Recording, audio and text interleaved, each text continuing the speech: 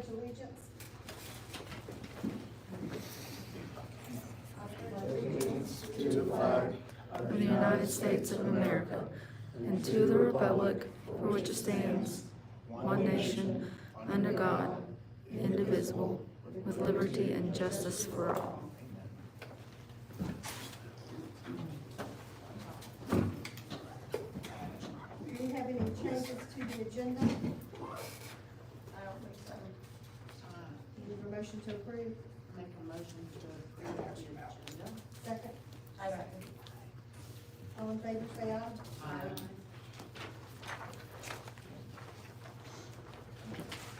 And do I have a motion for approval of the previous minutes? I'll approve the previous minutes. Second. Second. All in favor, say aye. Aye. Okay, old business. Tom. Thank you. Madam Chair, if I may, before Tom starts, I'd like to interject here for just a moment and extend a sincere apology to you specifically, to all the members of this board, to the town of Newland, to its elected officials, to its staff, and to its citizens, for losing my composure and my professionalism earlier before this meeting. That's a first for me. And with that, we will get started with our program tonight. Thank you, Rick. Thank you.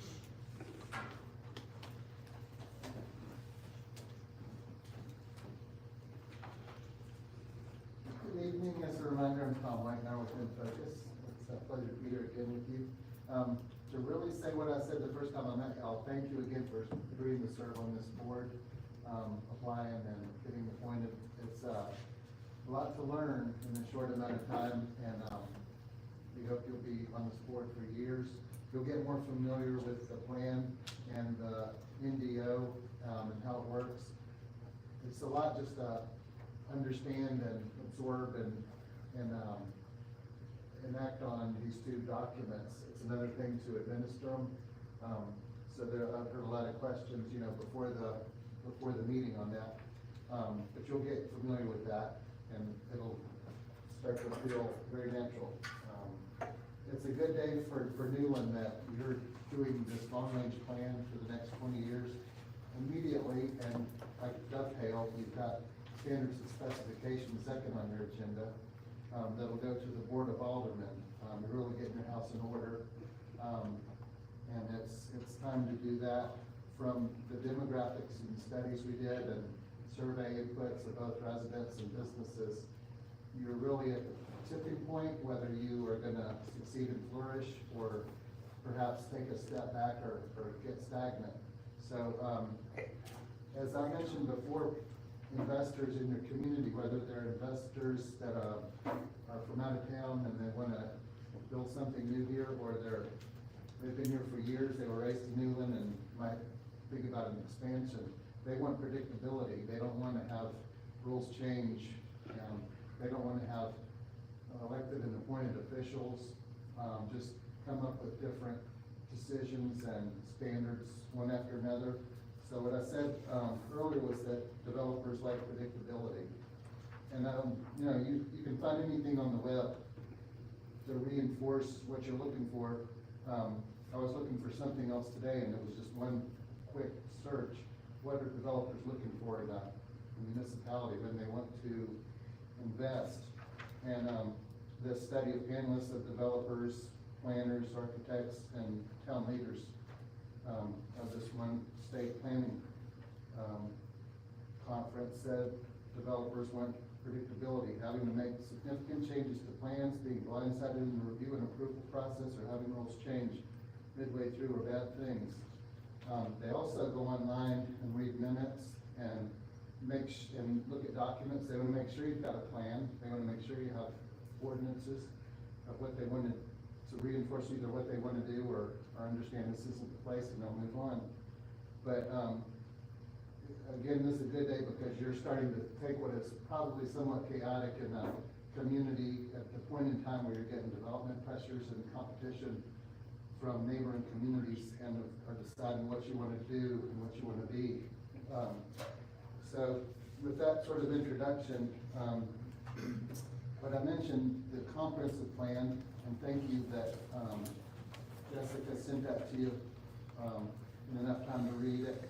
And I heard, the Chair Davis say she printed and read it in its entirety, so thank you, and those of you that could do that. I didn't print it, but I read the entirety of it. Okay, good, thank you.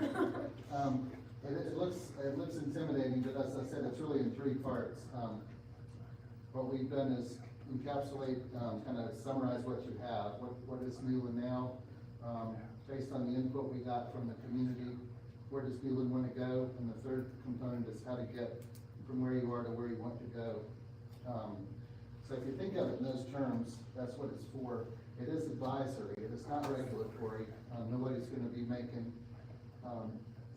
approval decisions based on the plan, but state statutes, wisely requires now very directly that you have a long-range comprehensive plan, which includes a future land use map and the community input as a minimum. And of course, we would always, exceed the minimum, which we have done, in order to have, authority to have standards and specifications, which your Newland Development Ordinance will have. You cannot have regulations or standards and specifications for review and development of land without a comprehensive plan. So, for all the other reasons comprehensive plans are wise, it's a mandate.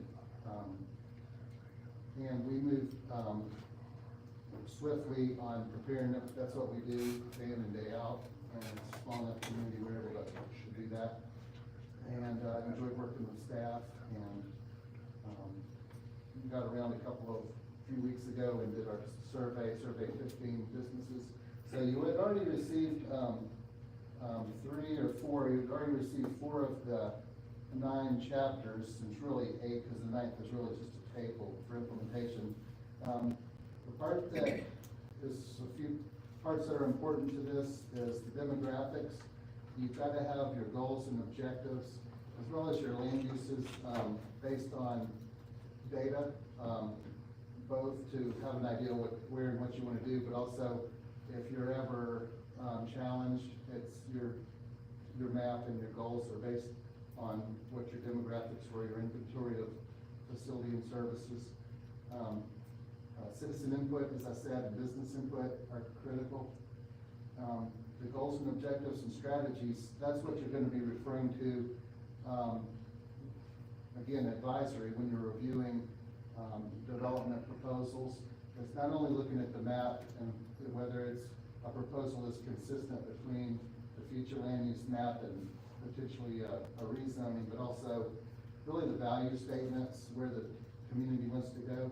And a lot of those are in the goals and objectives. So you, as you would make advisory statements to the Board of Aldermen, staff normally scours through a comprehensive plan to come up with reasons to support, or sometimes maybe recommend denial of applications based on other things in the plan, not just the future land use map. So the future land use map is a color-coded 20-year plan, 8 or so categories of what basic land uses we foresee in an area. Don't confuse that with official zoning map. It has several more categories, and we will explain the purpose of the zoning map. But we had the luxury, as we often do, for your community to work on both maps at the same time. Sometimes they're done independently, sometimes there's 10-year difference between them, they've never quite jive, but this is really the best of both worlds. And then finally, implementation of this plan. I've worked in places where citizens on a regular basis would refer to their comprehensive plan meetings and casual conversations, in restaurants and stuff. That was in the city of Greenville and Horizons, city of Greenville, North Carolina. Horizons is the name of their comprehensive plan. And it was adopted initially in the 80s. They kept the name, they updated every 5 to 10 years as you would need to. And people have the predictability. You know, if ECU, East Carolina University, wants to expand, or a large business industry is proposing to deal in a certain area, they don't just pick up the phone and call their elected official, they go to the comprehensive plan, and then they might call the official and say, do you realize what I'm hearing, this doesn't show anything like this on the comprehensive plan. So, it's really a tool, and it's really time for Newland to, adopt this, something like this.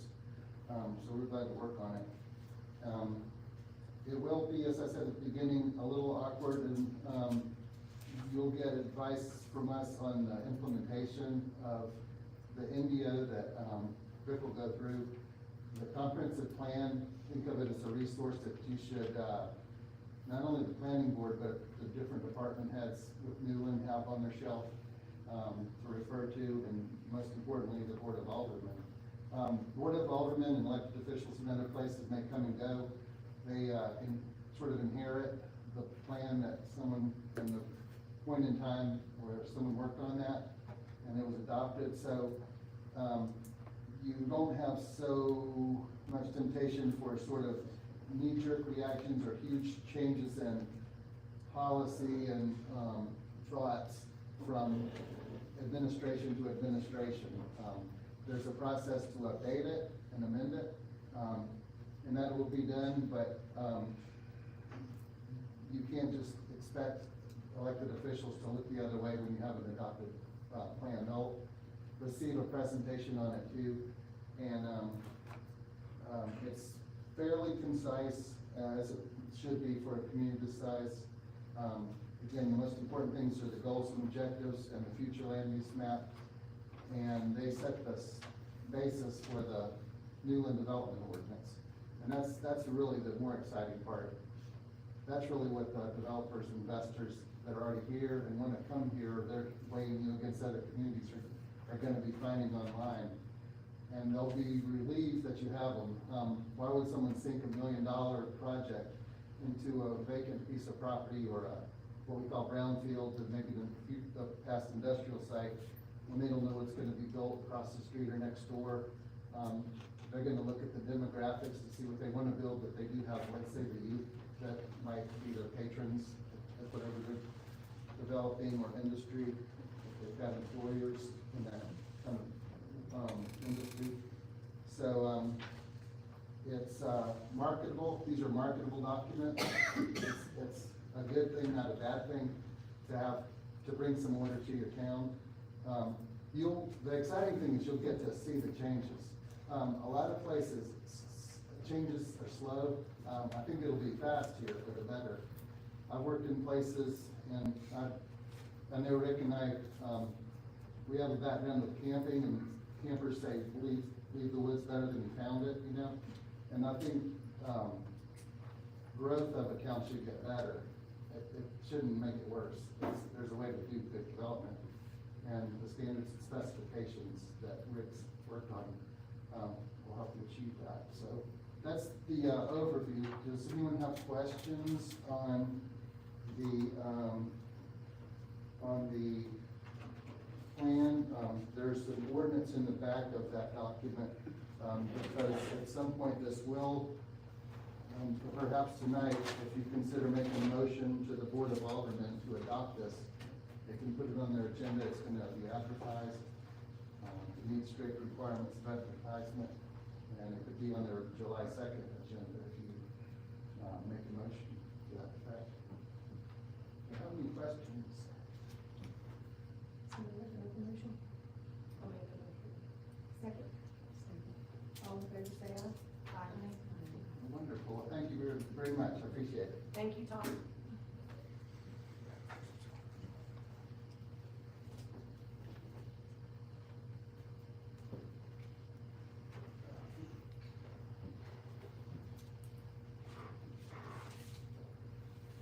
I'm sure you ready for me? I'm ready for you. All right, the next item on your agenda is the Newland Development Ordinance. And we compressed these final, groupings of articles into one meeting, so we're gonna have quite a bit to go through this evening. Where we left off at the last meeting, you had Articles 13, 16, and 21, which are really the combination that creates neighborhoods, creates new subdivision, that sort of thing. And were there any questions in any of those three that anyone had that they need to bring up before we go into the new material? Okay. All right, well, when we sent up the new material, we sent up the next grouping, which is really kind of the crescendo of the project, but there are about a half a dozen components, and so we're gonna try to introduce them to you in a logical order. Article 9 that you have is the building type and the standards associated based on building type. So if you're talking about a downtown type of building that might have shops on the ground floor, might have something up above, office, or even residential, those are the standards in the shop front. If you're looking at townhome type of development, that would be the attached housing. If you're looking at apartments or condominiums, that would be the multifamily type of grouping. So each one of those in Article 9 is spelled out, as well as a few other specific, your highway type commercials, things of that nature, okay? And those standards, there's some photos in there too, to kind of give you a little bit of an idea of where those standards take you.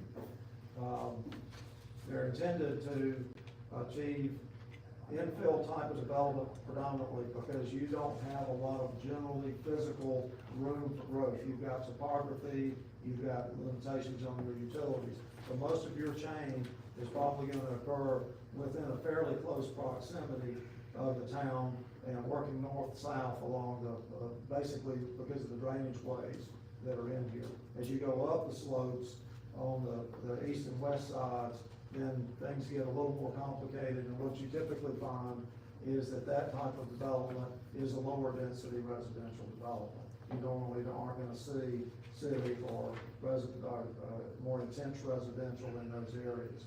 So a lot of what we've looked at here is the notion that you're gonna be faced with probably a lot of reuse of underutilized properties, and that actually can help your tax rate here in town as you balance your tax base.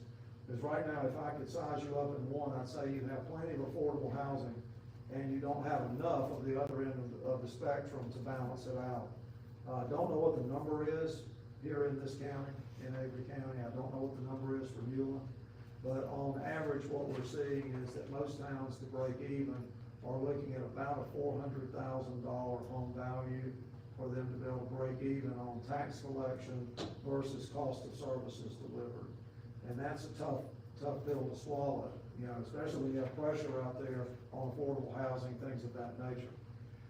To offset that, your non-residential properties typically don't demand quite as high a services. You typically don't get somebody calling, you know, routinely about their garbage collection or something like that from a business. So that kind of helps balance out the taxes collected versus cost of services that are funded by those.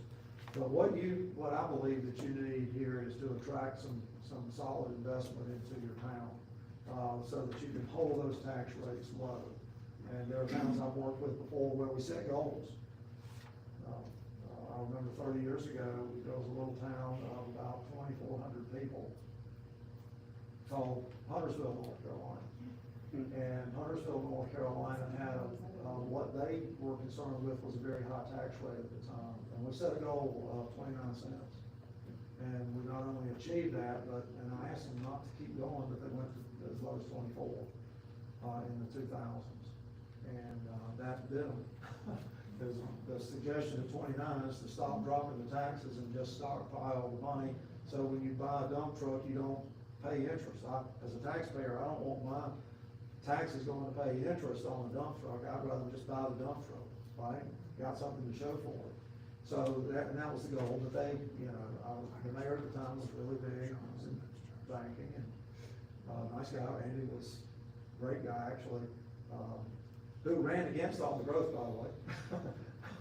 And then as soon as he got elected, he went to newly elected official school and learned what it really means to think about more than his own property. That you have to think about the community that you're serving, especially when you're on board, on the elected alderman, et cetera. You have to look past your situation and look at the whole, not the individual. So with that said, that's what Article 9 is really about. It's about setting standards in place so that new development here in town really creates a win-win scenario. The development community, as Tom pointed out, generally speaking, especially the pros, they want clarity. 30 years ago, people would say, well, developers don't want zoning. It's actually the opposite now. They will not generally invest in a community that doesn't have written, clear standards and specifications. They don't want to go on a wink and a nod. Dodd-Frank Act changed a lot of attitudes about that. It basically brought underwriters to the table on both finance and insurance. And so the last 20 years have seen a big shift in that direction. So having clear standards that work well for the developers, but they also leave you with a good, high-quality product at the end of the day is what your professionals are going to invest in. So, and I can point you in several towns' directions, Huntsville was a long time ago, that have had this, the same business type approach to governance, that have been adopted in the last 1 year, the last 3 years. One of the wealthiest town in North Carolina just adopted a very similar thing that you have right now, about 5 weeks ago. Marvin, that's right. So it works well for everybody that's involved. And it's prideful for us to be able to work on this team. I want to reiterate what Tom said. So Article 9 is about the buildings and lot sizes. Now, I want to point out to you something we talked about in the beginning. Normally, it takes about a year to 18 months to go through this process. A lot of times when a town does not have standards on the books, it's important to press forward. And that's what this town is doing, is pressing forward, so we're moving at a very quick pace. So the balancing act becomes, do you trust me to lead you in the right direction or not? The second aspect of the balancing act becomes, do we get it right procedurally, due process, so that it's valid, and then circle back if we need to make adjustments? Or do we try to make adjustments on the fly at the risk of getting it right, getting our I's dotted and our T's crossed? My recommendation is let's get it correct, and if there's something that you want to revisit, we can do that. And we're not gonna charge you extra for that, because you've set a pace, and we're trying to meet that pace.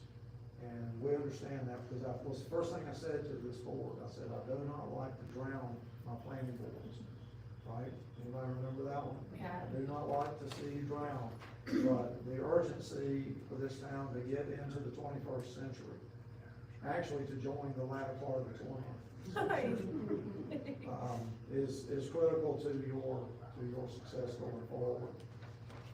You want to run a town like a business.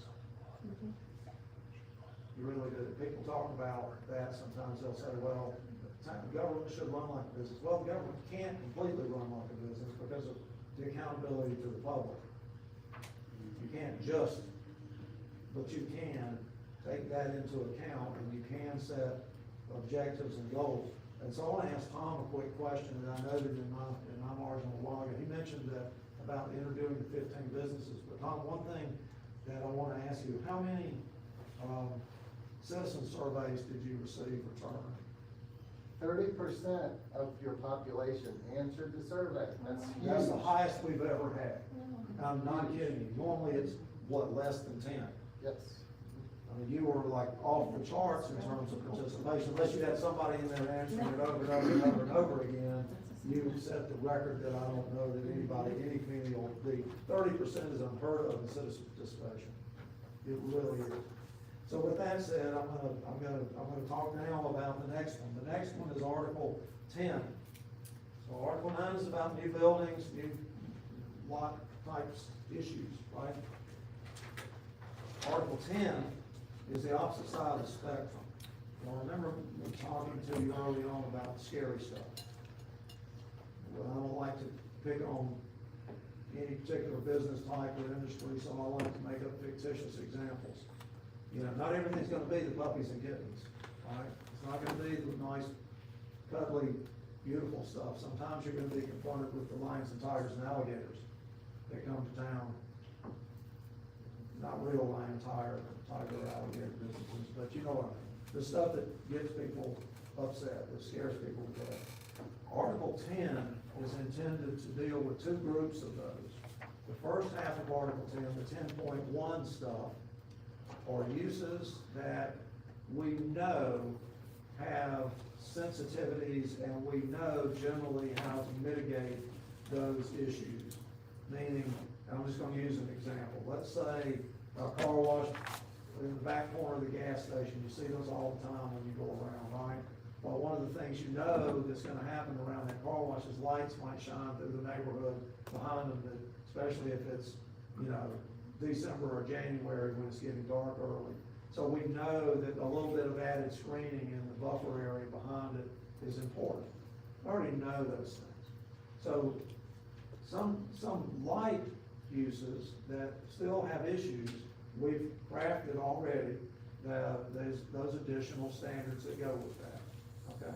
Screening around, you know, the cars at the repair shop that are waiting on work in the back, or the ones that are waiting to be picked up to be crushed or something like that. We've got that kind of stuff in there. So when you look it up in your table, and we'll get to the table in a little bit, you'll find very quickly, oh, you know, a car wash, I've got to go to 10.1 dash whatever it is, and I've got these 2 or 3 extra things. So they're spelled out. So you're not making stuff up. You're not saying, well, you know, if they had only done this, if they had only done that.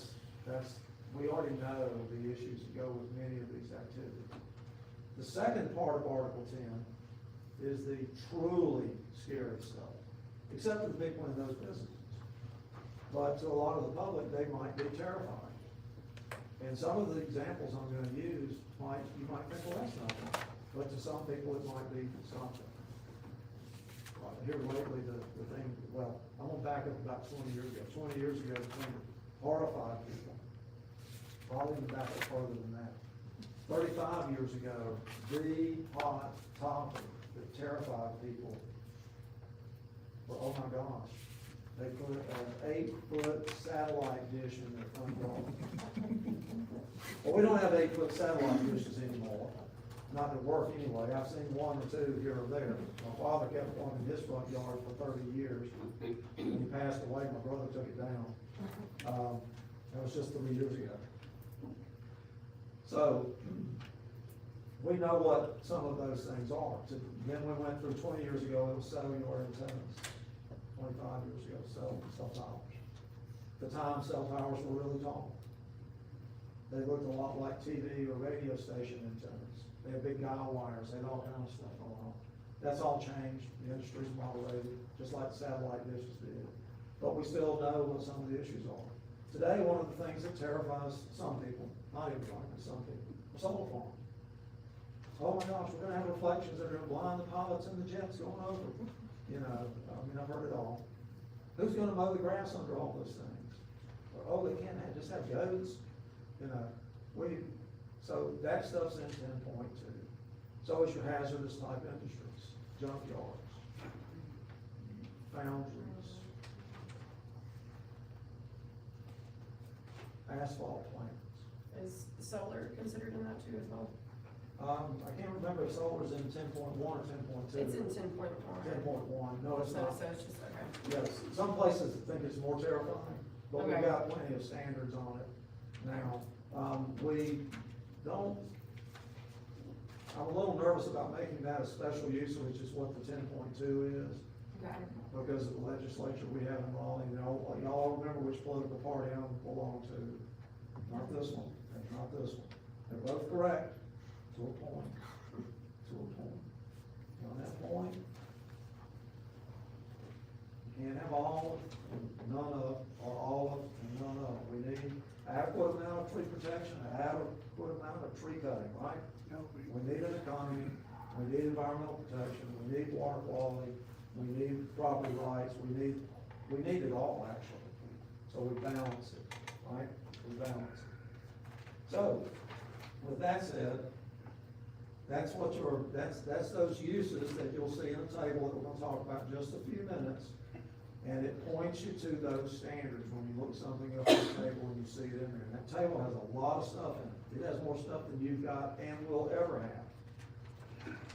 but I'll tell you why you have that much in just a moment.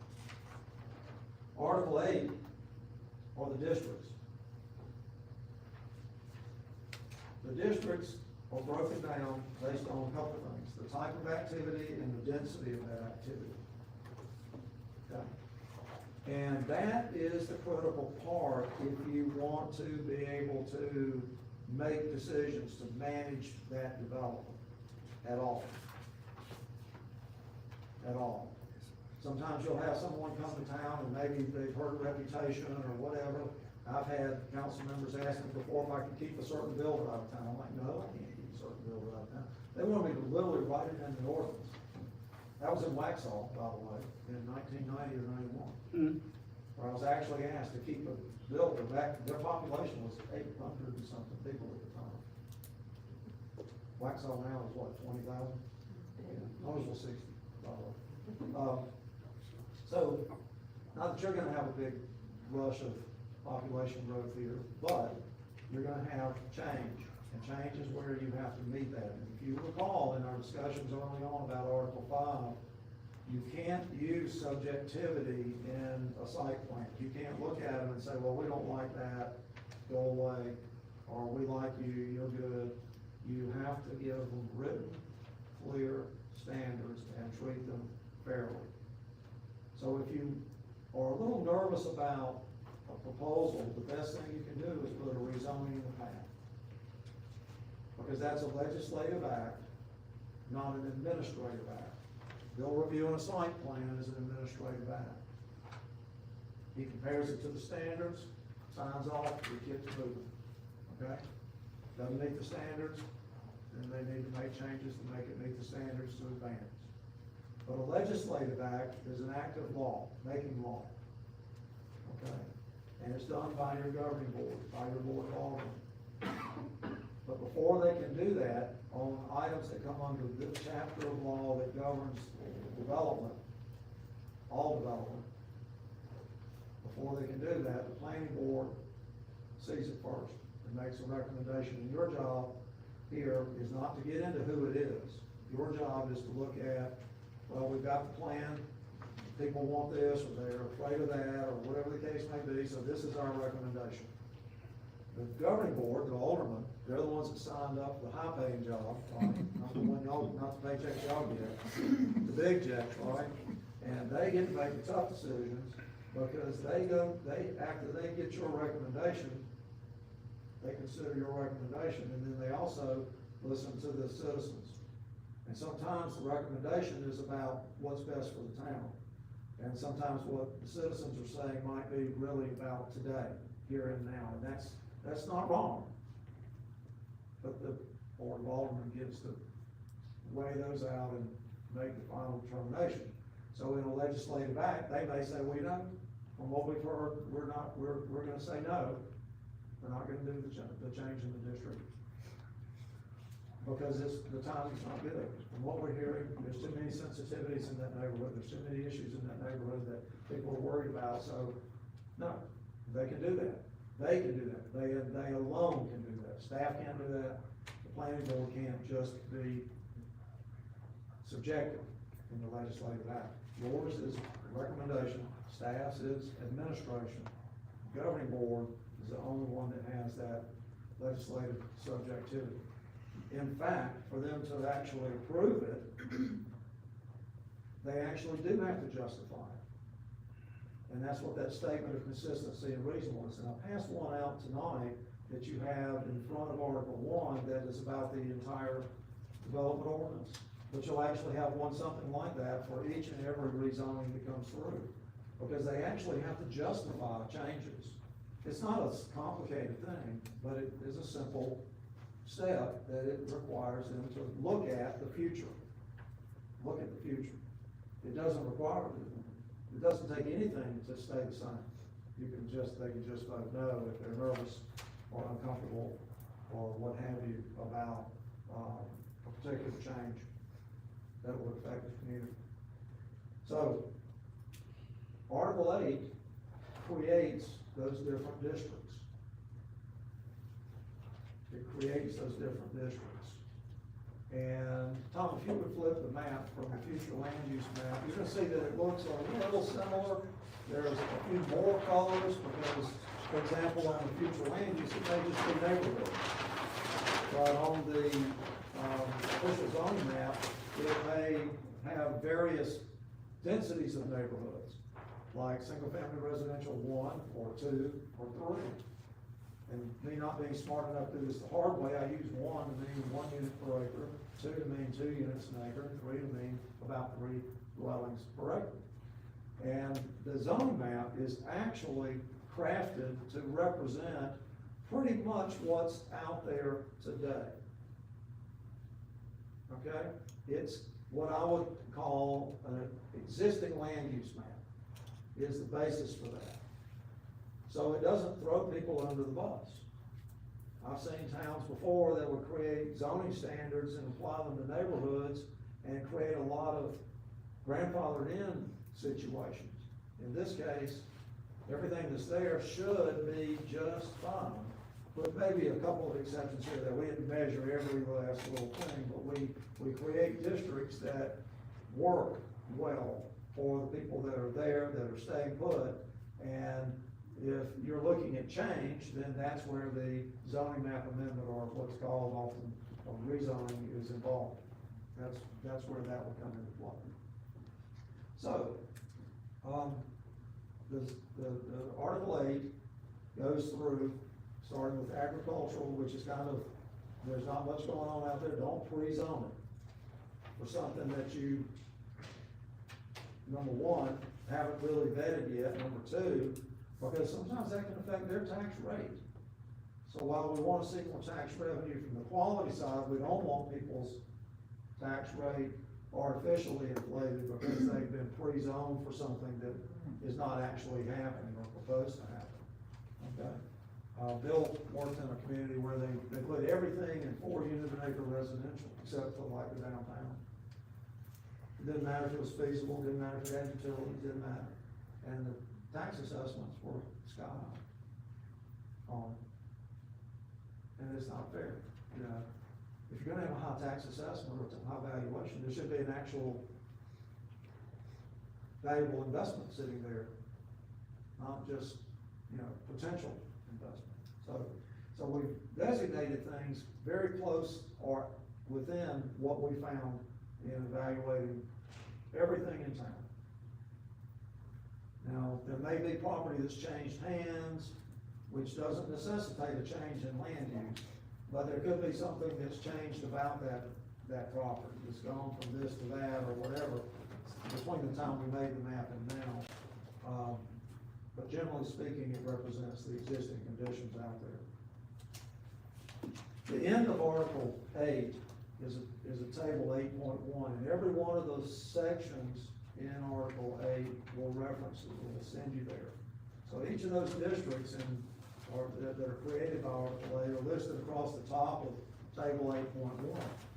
And then a generalized version of virtually every kind of land use appears in the left-hand column. So let's say it's retail. That's not really identified, so we have a category called retail not otherwise classified. So we don't break down hat stores and shoe stores.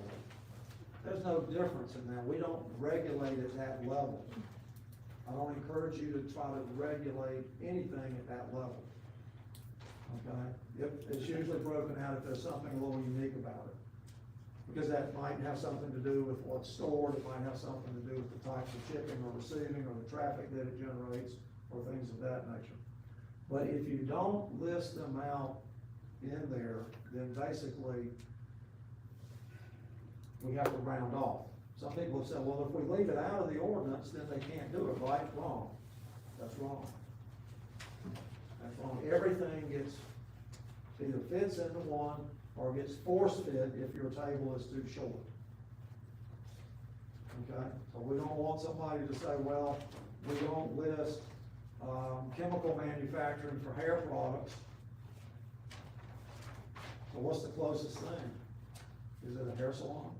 So, okay, now I can do chemical manufacturing for hair products in a commercial area where the hair salons? No, so that's why these things are broken out. okay? So it's clear. And you may see some duplicates, because sometimes things will be known by multiple names. It's better safe than sorry to be able to find it, for the administrator to be able to pin it down and make sure. And so we don't list, what's a popular thing right now that some people are great about, some people are terrified by, microbreweries. We finally put microbreweries in here because people were asking us to do that, but in the past, you didn't really need it. Because we already had beverage bottling, we already have restaurants, we already have bars, things of that nature, spelled out, where you can tell, where is it, a listed use, where is it not a listed use. So that's how that table works. Now, I wanna walk you through just a couple of examples. If you will look at the first page of section 1 of that table 8.1, I'm gonna call out a couple scary things that I left out of my discussion a minute ago as an example of why having things detailed is important. It doesn't take you don't have to go through all these pages to do a simple project, or to do most projects. Most projects are gonna involve a little bit of this or a little bit of that, not everything. Okay, almost no project involves everything. Or, let me say it differently, no project involves everything. I want you to see how we're gonna use this table. So at the very top, you'll see in the uses ABC store, and the second thing is accessory dwelling unit. Accessory dwelling units are a big thing right now. And there's been a lot of talk in Raleigh about how that's gonna work. So do we wait on Raleigh to tell us, because usually when they do, they give us a pair of one-size-fits-all tube socks that don't really fit anyone well. And we've got one of those happening right now in the legislature this year. That second one, accessory dwelling unit, if you come across, you'll see that that is listed in a lot of districts where residential stuff is listed. Okay? Or not. But you notice it starts with an A, that means there are additional standards. So if you look in the box in the upper left-hand side, an L is a listed use, meaning you just meet the basic standards of the ordinance and you're golden. An A is a use listed with additional standards. Well, what would those additional standards be for that accessory dwelling? See in the column, it says A 10.1-3. There it is, there are those additional standards. So let's scoot down a notch or two. What's the third grouping? And it has a lot of things under it. Anybody want to say it out loud? Adult establishment. People say, well, we don't want those in our town. Leave those out of the ordinance. Well, guess what? Not only will it get force categorized in your ordinance, but this infinite wisdom of our state legislature actually protects that industry. And says we cannot do that. So we have to create some path. So what we've done is we have put it in what? This scary, well, 10.2-3, but look at the district. Heavy industry overlay, that is an industrial area that's also got an overlay district, and then you go for the special use permit, that's what 10.2 means, which is evidentiary based, which means they have to show evidence that they're meeting all these standards, not just draw it up and say, oh yeah, we're gonna meet all the standards. No, they have to actually submit evidence in a sworn testimony, quasi-judicial hearing. So we have a path. It's not an easy path.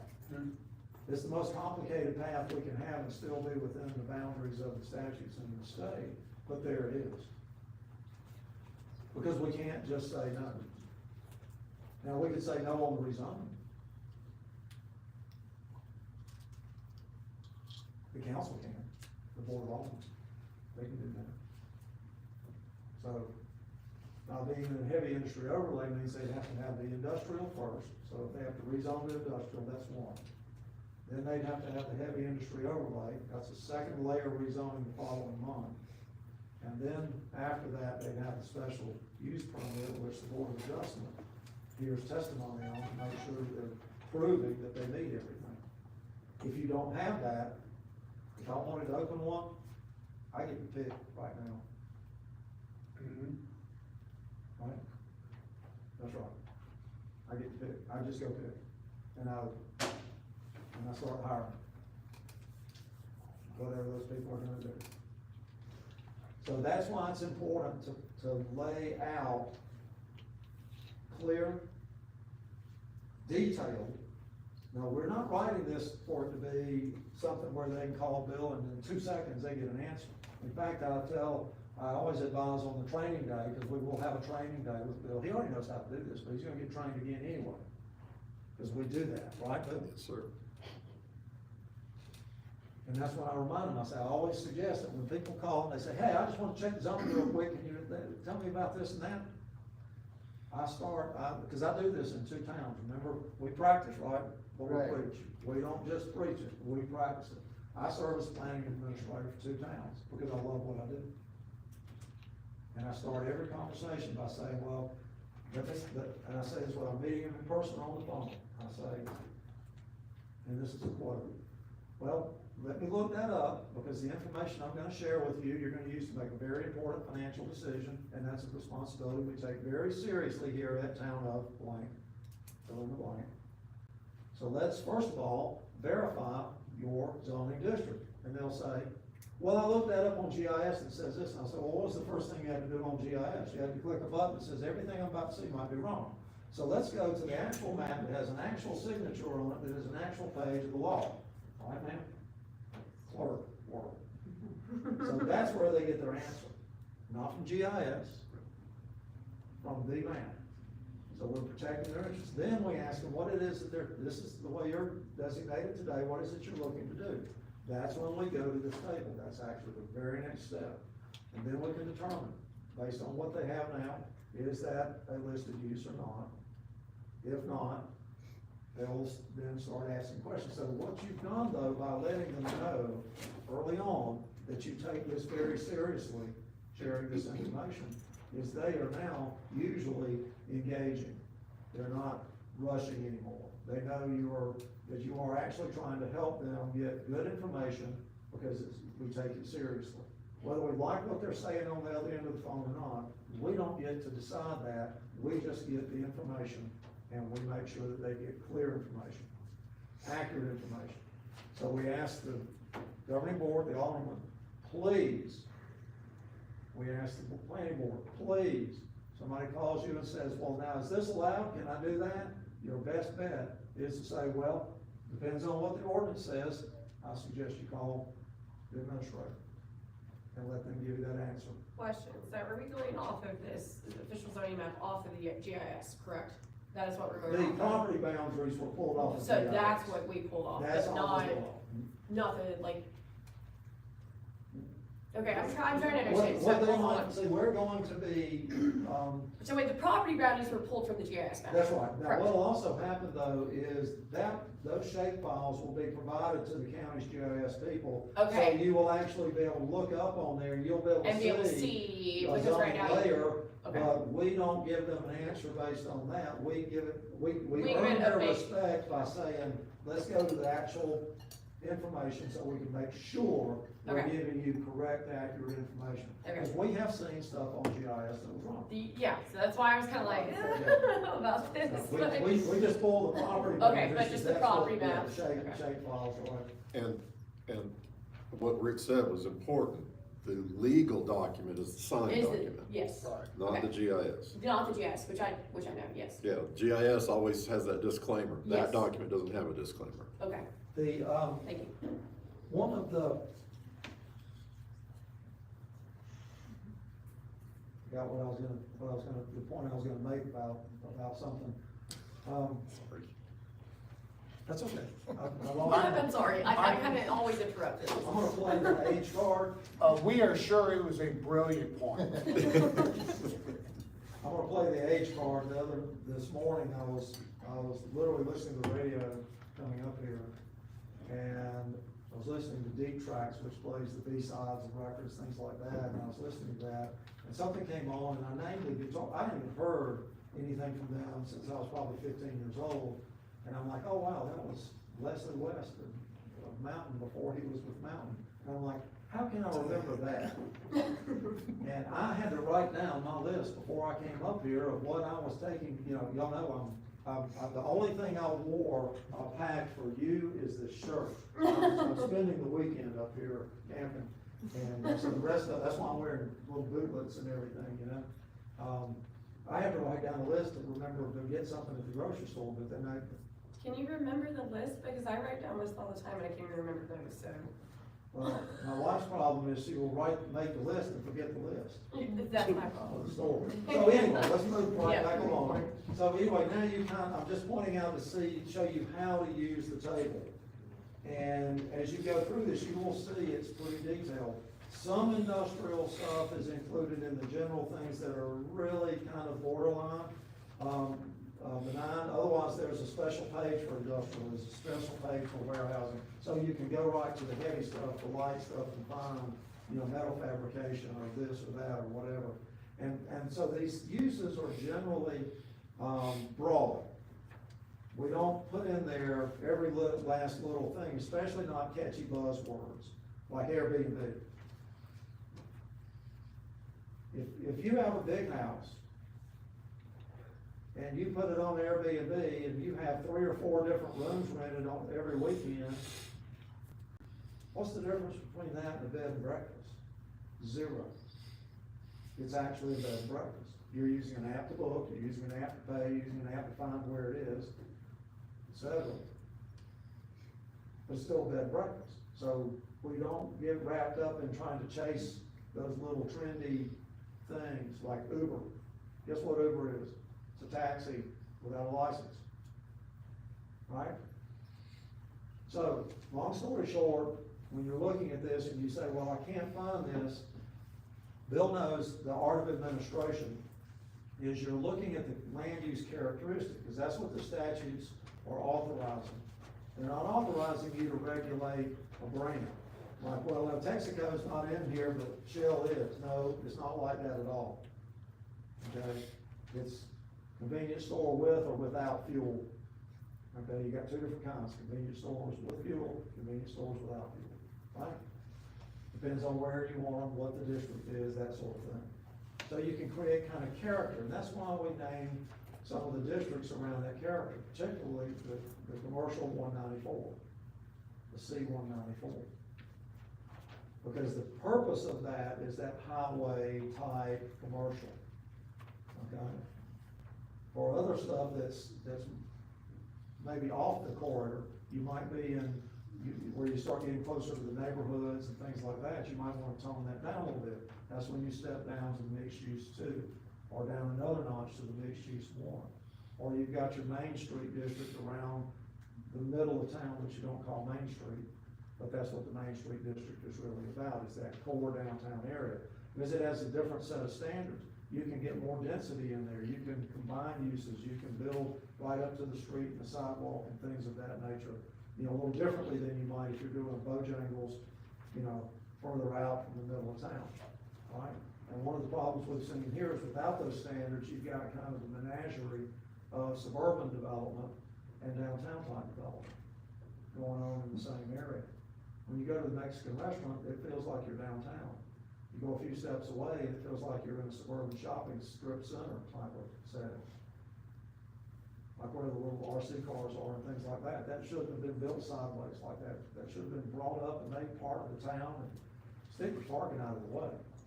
Move the parking around or something, but bring those buildings in, let's get something going that we feel good about, that looks good and it functions well. That's when you get interesting places.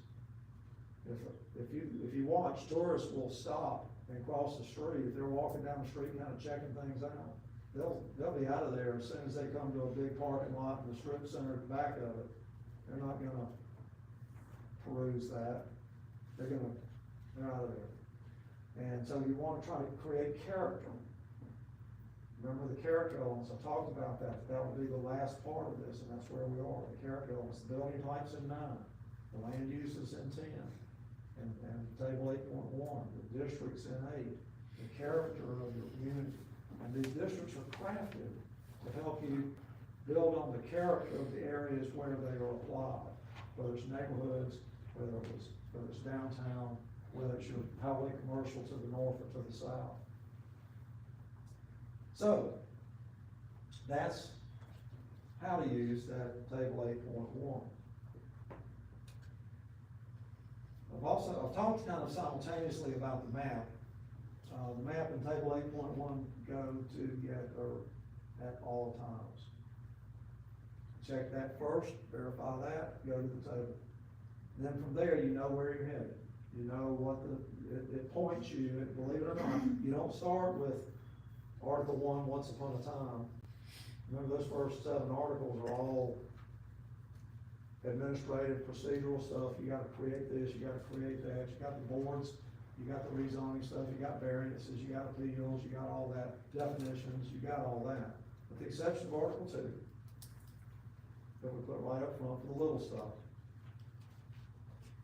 Fences, driveways, swimming pools, the little stuff that people, accessory buildings, I wanna do a wall, I had a wall thing yesterday, you know, so we put that right up front so people can kind of find that easy without getting back into the details. The details are predominantly for big change, redevelopment, new development, big change. So with that said, I want to then point out the technical standards and specifications manual. That is that little manual that went in tab 24, and it looks like engineering drawings. Well, guess what? It is. That's your street cross sections, that's your curb and gutter stuff, that's your all, anybody says, how do I need to do this? He now has a tool that says right there, that's how they're done this way. And there's a reason for that. So if you wanna study where the sewer line goes in the street, where a street light's positioned, where the fire hydrants, how far behind the curb they sit, for any new development, type of curb and gutter, thickness of the base under the pavement, it's all in. Typical citizens are not gonna be looking at most of this stuff, that's usually gonna be the design people working for them.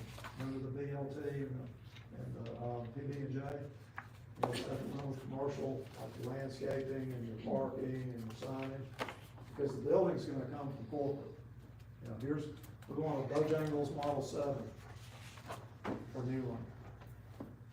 We got this piece of property, so now somebody's gotta make that square-ish hole, that's the property, and that square-ish peg, that's the building, fit and meet the parking, landscaping, signage, circulation, queuing, drive-throughs, directory boards, menu boards, all that stuff is why those 3 articles, I call them the PB&J or the BLT.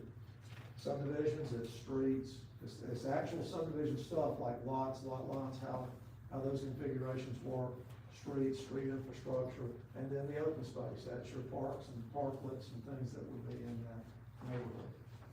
Okay? That's how that's used. No project's gonna touch every article. Most projects aren't gonna touch half of them. So it depends on what's going on as to what's important, but at least you've got it addressed or written. This is a real good time to mention this little puppy right here.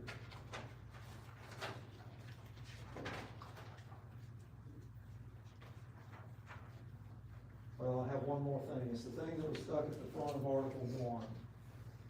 It's the statement of consistency and reasonableness that I mentioned to you. I've already drafted one for you. That is a requisite for any time you adopt an ordinance, or that means a rezoning, there'll be a statement of consistency, which I actually put in the rezoning ordinance, which is a 1 page of writing, and usually 1 page with an exhibit that shows a deed description or a little map or something that identifies the property. But I'll be able to say the consistency and reasonableness on a small, rezoning or text amendment, build it right in. And so, you're thinking, well, how are we gonna remember to do all of this stuff? Now, I can get to my envelope, please. So I'm gonna ask all of the aldermen in the room to please step forward. Oh, boy, I'll give y'all just a minute to get down to the It's floor. the other envelope. It's the other one envelope. Oh, yeah, there we go. Okay. The envelope, please. Ah, okay. This is a certificate that InFocus is presenting to the town. And the first item, administrative support following the adoption of the development ordinance, so Unified Development Ordinance is what this is, that's not the name of it, it's the Newland Development Ordinance, that's what it is. And what this says is that we will assist the town in interpreting, which means we will be a resource for Bill, for example, in interpreting and administering this ordinance. We will also, update, should the statutes change, and right now, there's a bill flipping through, and I know who caused it. You know, I told you before, all the special legislation is usually generated by somebody, and I pegged this one, I showed it to you, right, this week, yeah. So we have that happening, so if we have an adjustment made, ordered, directed by the General Assembly, you don't have to go through the amendment process. Article 5 already says anything that comes down through a court of competent jurisdiction, or that is a change in the actual statute, we just make the change. Yada, yada, yada, yada, yada. We don't do his job for him, but we help him do his job. At no cost. For how long? 2 years. From the date of adoption. So July 3rd of 2026, I'm off the hook. Until then, I am on your hook. Now, the bottom part is that we will also fulfill or assist with, but we do charge for that, if he asks us to do his job for him. If he says, Rick, I don't know how to read the grade, I don't know how to do a grading plan, will y'all look at that for us? And it takes us an hour and 15 minutes, then, you know, we do that. But generally speaking, if they adopt a nice, structured, fee schedule that's based on how big a project it is, or how many linear feet of curb and gutter, or water and sewer, streets, or whatever, then you're gonna be able to get that burden off the taxpayer. Some towns have a weak fee schedule that they would charge developers. If you do that, what you're saying is, Rick, your great uncle and aunt over here on so-and-so street, when they pay their taxes on their little cottage, they've been living over there for 700 years, then they're paying for the services the developer's getting. So you can either have taxpayers pay it, or you can have a user pay, and I always recommend user pay. It's fair to everyone, and the development community generally is not objecting to that now, as long as you're not unrealistic, okay? As long as you're not unrealistic. That way, if they're using a bunch of Bill's time, your public works director's time, if Bill has to reach out to an engineer or to a planner or somebody for some extra assistance, the resources are there. The resources are there. So that's what this certificate is. Now, I'm gonna hold it for now and present it to the full board on July the 2nd, if that's all right with you, but I wanted you to be aware of it, okay? Absolutely. We do that for all of these projects. Usually it goes something like this: first 6 months is a lot of questions, because he doesn't know what he's doing, right? No. I'm just kidding. I know. Never done it before. But he may ask the question, he may have a question about this particular ordinance, right? Yeah. Like, you know, I found this and I found that, and this is what I'm looking at, you know, am I looking at it right? And I might discuss it with him for a little while, and then we're done. Usually after about the first 6 months, it's more reaffirmation. Well, I looked at this, I looked at that, I found this, and this is what I see, and I'm on the right track, and usually my answer is yes. So really, the second year just makes it sound good, because they don't need me after the first year. Unless aliens get him. Spaceship hovers down, he's abducted, he's out of here, and the stand-in jumps in, and she's like, okay, help me out, and you've got that back up. Because that happens. Spaceships, they abduct town managers and administrators, they do. So, with that said, members of the board, that concludes our work with you on the adoption phase, the development and adoption phase. Your next step, should you be so inclined, would be to recommend this draft to the full Board of Aldermen, at which time then we can schedule a hearing, we can present to them, and then it's kind of in their lap until they're ready to adopt it. I have with me, because we know that a town that really doesn't have those protections is usually in a hurry. I have with me,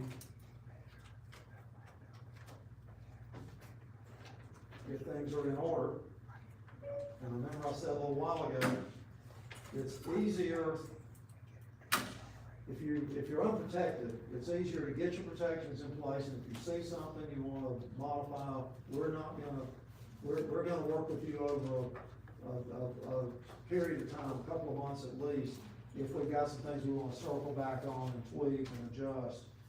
But I have the final document of the plan, the ordinance, that I call it carrier ordinance, the little one-page carrier ordinance that the state law requires to adopt a plan. And then I have all of the documents for here.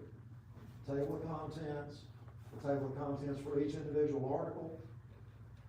So the big table of contents at the beginning, then each article, when you turn to Article 5 or whatever, it's got its own table of contents. Then each article, the manual, the map, the statement of consistency and reasonableness. And I don't think I've left anything off that one. Ready. So we can get ready for July 7th. Do I have a motion? I have a motion to recommend it to the board, and you go to the board. Second. Second. All in favor, say aye. Aye. There's two folders. Okay. One folder is the plan. It's the ordinance to adopt the plan. It's the active live table for the priorities, what we call the blueprint at the back of the plan, which is your kind of action items, because as you check stuff off, you might want to add stuff to it, so there it is. And what have you. We're gonna help you maintain these things, so during that whole 2-year period, we will actually maintain the originals too. You don't have to start doing all that. We've already sent him a sample fee schedule from another town. I just literally sent him somebody else's that has the right kind of fees for administering these types of ordinances. So you guys are set, so Thank you. you need to do a separate motion on the statement of consistency. I motion to accept the. Recommend. To recommend, motion to recommend. Second. Second. Okay, all in favor, say aye. Aye. Congratulations. Oh, folks. yay! I thought I'd done one in 7 months before, and I thought I'd never do another one in 7 months. That was about 5 years ago, until now. I'm talking about just through the planning board, because the planning board's the one that I focus on the most. No offense to you aldermen, but y'all are all, tough aldermen. Planning boards, they get the punishment, You asked them to do it.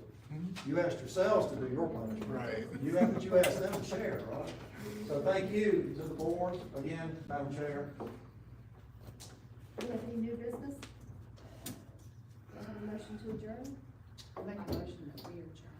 I second. Say aye. Aye. We got a lot of work to do between now and getting this stuff out. Yeah, we gotta get that. So does that mean I've got until July 2nd to get a building permit? Yep. She won't be with us until June 25th. A year ago, I would have just passed out in my chair. That way she Yeah, has one. so I learned how to catch it, be like, I need to stretch my legs So out. this is gonna be your original. So if you wanna give her yours. But they're gonna say, 16 feet from the road. Yeah. Yeah, it's called a sleep. People ask me how I'm doing, I usually say I'm That's the only. Can't always say that anymore. No, thank you so much. Yeah, thank you. Thanks. I just gave you. Now, it can be changed after They can just right at the beginning. I mean, I don't see why, because I'm here. I'm not walking in front of, oh, you're fine.